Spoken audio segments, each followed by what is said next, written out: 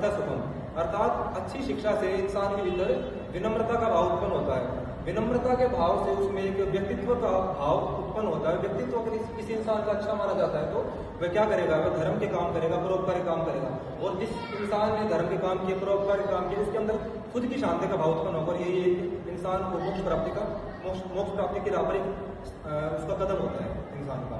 तो इसके विषय में मैंने आपको बताया। सदैव अजय अमर पवित्र सृष्टि करता है। ईश्वर सदैव लोग कार्य अपने कल्याण के साथ साथ सभी का। किसी ने किसी पर अत्याचार किया तो जो जिसने अत्याचार किया और जो पीड़ित है, पीड़ित को तो न्याय मिला और जिसने अत्याचार किया उसके बदले उसे सजा मिली। तो ये तो न्याय। ईश्वर जो है वो अजर अमर सर्वशक्तिमान है, वो किसी न्याय करने में किसी के साथ में भेदभाव नहीं करता। ईश्वर अजन्मा है, उसका कभी जन्म नहीं हुआ और ना ही उसकी कभी मृत्यु हो सकती है। ईश्वर के दो मुख्य गुण, न्यायकारी और दयालु। हमारे दिमाग में आता है कि अगर कोई दयालु है तो वो न्याय नहीं कर सकता, लेकिन ये दोनों चीजें अलग अलग हैं।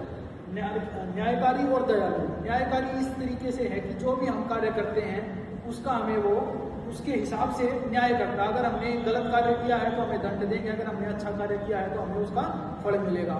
और दयालु इस प्रकार है कि जो न्याय करता है वो सभी को देख के जिस हिसाब से जिसने जो कर्म किया है उसके हिसाब से न्याय करते हैं।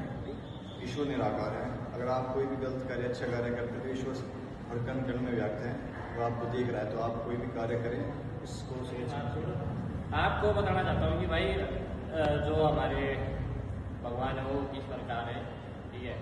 वो भाई भेदभाव नहीं करते किसी के बीच में भी। जैसे उनको कोई भी किसी को भी दंड देना होता है या फल देना होता है उसमें कोई भेदभाव नहीं करते। जिसका जैसा कर्म होता है उसके हिसाब से वो अपना फल